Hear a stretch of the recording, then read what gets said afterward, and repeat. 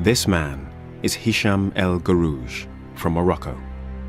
He was an embodiment of everything that's needed in a great 1500-metre runner, possibly the greatest 1500-metre runner.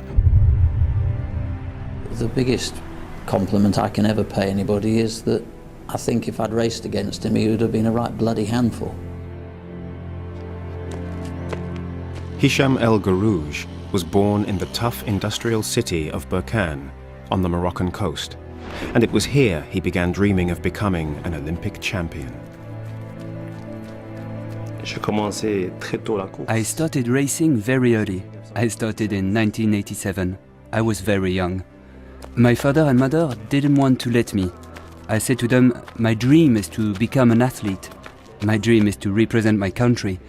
My dream is to mount the podium at the Olympics. At 16, El Guerrouj began training at the Moroccan National Athletics Center in Rabat. In 1992, we won the World Junior Championship. At that time, I noticed his courage in competition. Because talent alone isn't enough. You need to have the right character as a runner. I knew this boy would go far.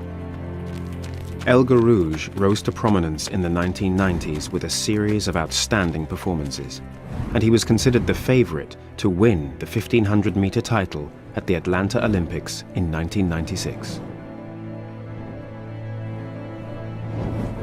When I went to Atlanta, I dreamt of only one thing, that was to come first. But I had no strategy in mind, no idea how I was going to run the race. And then the drama happened. El Guerrouj is right there, and there he goes. And El Guerrouj is gone! He's down, the bell is ringing. I couldn't believe it. I got up and carried on, but it was too late. That was really hard, quite traumatic. But I have to say it taught me a lesson in every sense.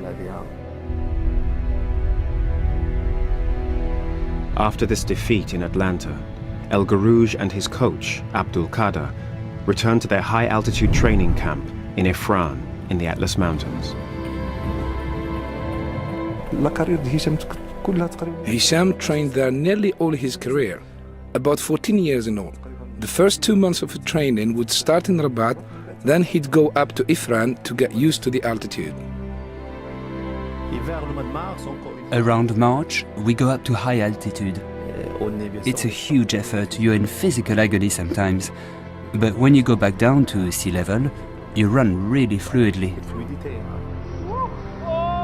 Conditioned by his high-altitude training, El Guerrouj set a new 1500-meter world record of 3 minutes and 26 seconds, a record which still stands today. And going into the 2000 Sydney Olympics, he had been unbeaten in the 1500 for 3 years. El Guerrouj was the odds-on favorite to win. And he's in the pole position. It's getting faster and faster, and El Guerrouj is in the driving seat. He's in the driving seat. But hot on his heels were Noah Nyen and Bernard Lagat, the finest Kenyan runners since Kipchoge Keino. Just to make sure that all the steps that he was taking, like each lap, each step that he was taking, I was just a meter away. So for me, I just follow him. 50 meters to go, I started to strike. Still there. This is going to be a right fight to the line. El Guerrouj is not going to make it. Nyen is going to get there. El Guerrouj is going to lose it. Oh, I can't believe it. Nyen wins it. El Guerrouj. This, for me, is the biggest surprise that we've seen on the track of these Olympic Games, Brendan. For me, he deserved to be the Olympic champion in 2000.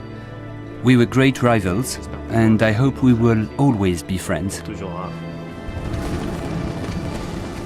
After 2 Olympic defeats, Athens in 2004 would be El Guerrouj's last chance to prove he had the mental resolve to win. But only months before the Games, illness threatened his Olympic dream. I discovered I had asthma, and I underwent medical treatment for 4 months for my asthma. And I also lost a race. I came 8th. It was a disaster for me psychologically. It was hard. Also challenging for the gold medal was Kenyan runner Bernard Lagat, who had finished just behind El Guerrouj in Sydney 4 years earlier. I had only one thought in my head. That was to be brave, to commit fully, and never hold back. They get underway, the 1500-metre final. 3.5 minutes for El Guerrouj to fulfil what everybody thinks is his destiny to win this. But I kept myself in check. I didn't want to be in the group, to avoid accidents, to avoid falling. At 300 meters, in my head, I started to say, Hicham, now you have to go. Now you have to go. You have to go. Tu dois partir. What came next was one of the great feats in Olympic history. Over the final 2 laps, El Guerrouj, pursued by Bernard Lagat, accelerated constantly, running the remainder of the race in controlled 100-meter bursts, each one run quicker than the previous one. It was a perfect 1500-metre race, the way he ran it. He was strong, he was so strong that every single move he made, you couldn't see it because it was seamless and it was just a progression. It was just a brilliant piece of distance running. But the race was about to become even more astonishing. At the bell, El Guerrouj and Lagat increased their pace further as they started their final kick for the finish line. El Guerrouj striking for home, chasing the gold medal he so wants for himself and for his country. 300 metres remaining, and he kicks again. And this time, he's accelerating. 12.9. Lagat was still behind me because he too had a dream. His dream was to become Olympic champion, to beat me once again. But I didn't want to lose. I absolutely had to win that medal because I knew that medal would change my whole life, my whole sporting career. Toute ma vie sportive. And he's still got more round the top bend. El Guerrouj is truly testing them. El Guerrouj coming under pressure from Bernard Lagat of Kenya. Lagat looks comfortable. Rui Silva finishing like a train on the outside as well. El Guerrouj needs to fight here if he wants this one. Lagat's coming on the outside. Has El Guerrouj got anything left? It's going to be close. And when Lagat overtook, I pictured those losses in Sydney and Atlanta all over again. I was telling myself, Hicham, don't lose. Hicham, don't lose. Has El Guerrouj got anything left? It's going to be close. El Guerrouj is fighting back. El Guerrouj is going to get there. Come on, El Guerrouj. He's got it. He's got it. The gold medal.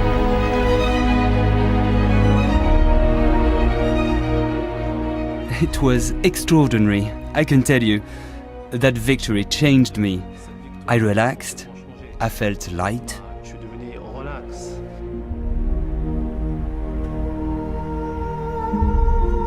This would be El Guerrouj's last 1500-meter race.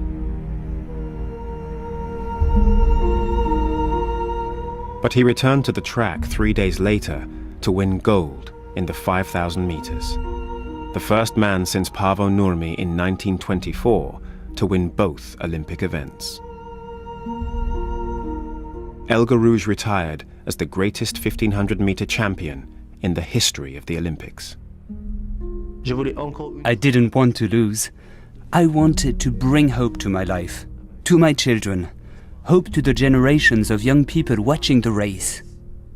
Losing in life, it shouldn't exist in your dictionary. The word lose doesn't exist. The word lose, for me, doesn't exist. Pour moi, non, ça n'existe pas.